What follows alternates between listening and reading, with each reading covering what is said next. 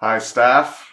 Some quick announcements. If you are going to serve at retreat, please fill out one of these and let me know. Register as soon as you can so I can know how many more people I need to ask.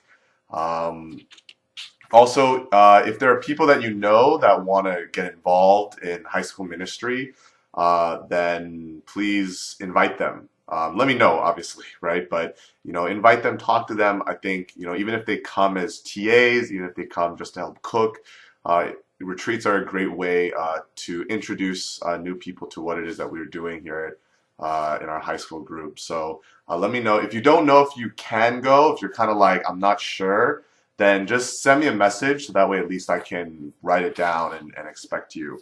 Also, Friday Night Life, we're going to have our Christmas party this Friday. It's not mandatory. We ask the kids to bring desserts. We'll provide food. And then Friday Night Life will be on break on December 26th and January 2nd. Home life groups, you can choose what you want to do. We give you the freedom for that. The thing I wanted to share with you this week and ask you is I want to ask you um, what do you think is proper church behavior? So when you think about, oh, when you're at church or when you go to church, you should act like this. Um, and we all have an answer to that question. We all have an idea of what we think is the right way to act, right, at a church function. Um, and whatever that is, whatever that idea is, it's going to prejudice us in a certain way when we look at certain people, especially at certain kids. We're going to look at certain kids and say, oh, they act right. And so we tend to not think about them or worry about them. And then we look at other kids and we think, oh, they don't act right.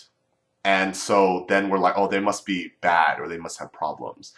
And whatever it is, it's based off of whatever our idea of proper church behavior is. And one thing that I've really been challenged by is reevaluating myself and what I think that is, right? Because you never know, right? So, for example, on church on Sundays, right? This past Sunday during the later service, there was a lot of drama going on with certain students, and they were going in and out of the worship room. Um, and if I were stodgy, I'd be like, "Oh, that's not right. You need to sit and you need to like pay attention." Um, but I understand that there's something going on there, right? And some of you helped to or tried to help with talking to them and talking through it. Um, and I think even when you lead a small group or anything, if you have this concept of what does it mean for them to be on their good behavior, you're going to try to push that instead of listening. So I think the main thing is when you think about it is if we're going in with the mentality, this is how they have to act, then we're just pushing conformity. If we can go into our ministries, our kids, with that mentality of where are they coming from? What's going on in their lives? Why are they perhaps behaving in a way? And you could think it's wrong, and that's fine, right? But if you're not asking the question, why are they like this? Why are they behaving this way? Then we really miss out on the opportunity to help them. So please, in your small groups, right? Like I used to have a teacher who'd always go, decorum, decorum, please, decorum, in the middle of class. And to some extent, I mean, we do need to, as Paul writes it in Corinthians, not be, disorderly. We need to have orderly worship. But at the same time, we're not trying to make everybody march in tune. We're trying to get to know students. We're trying to hear them, and we're trying to preach the gospel into their lives. And if they don't necessarily behave in the way that we expect them to or want them to, that's a sacrifice I'm willing to make for them to be saved for all eternity.